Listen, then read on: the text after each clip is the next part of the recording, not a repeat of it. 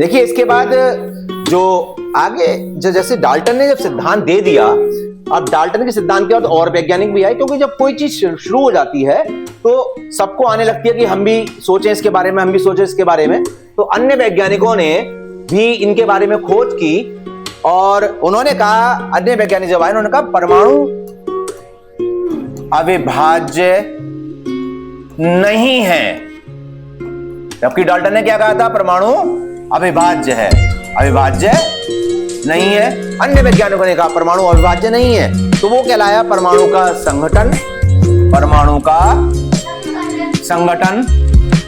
और अनेकों खोजें की बहुत सारे वैज्ञानिकों ने, और खोज के आधार पर उन्होंने बताया कि जिस तरीके से डाल्टन ने कहा था कि भाई परमाणु टूट नहीं सकता, परमाणु विभाजित नहीं हो सकता, लेकिन अन्य वैज्ञानिकों ने जब खोज कर ली तो उन्होंने कहा कि परमाणु 3 मूल कणों में टूट सकता है।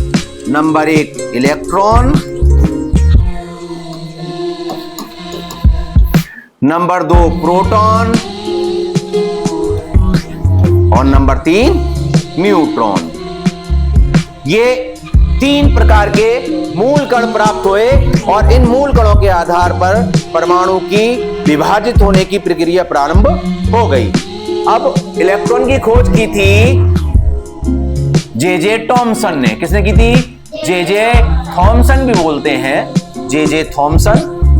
प्रोटॉन की खोज वैसे गोल्डस्टीन ने की थी, गोल्डस्टीन, लेकिन इसको नाम जो दिया था वो रदरफोर्ड ने दिया था। किसने दिया था? रदरफोर्ड ने, इसलिए इनके खोजकर्ता रदरफोर्ड माने जाते हैं।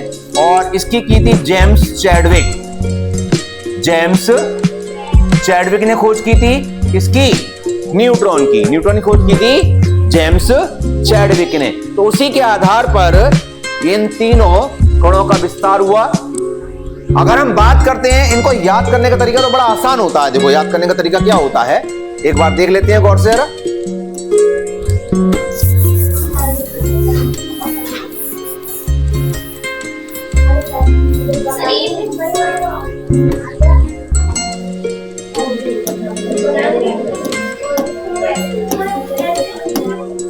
देखो इसके लिए आप क्या करें, ऐसे लिख लें। देखो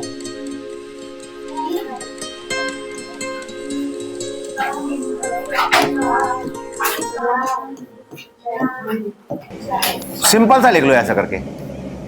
आप गौर करेंगे ऐसा करके, ईंट पर नच, ऐसे याद रखो, ईंट पर नच, बहुत आसानी से याद हो जाएगा। ये ऊपर तीनों मूल कण लिखे हुए हैं, ये क्या लिखे हुए हैं?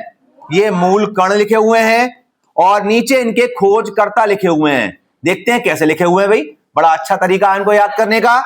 ई का मतलब हुआ इलेक्ट्रॉन, क्या हुआ? इलेक्ट्रॉन। और टी का मतलब हुआ थॉमसन,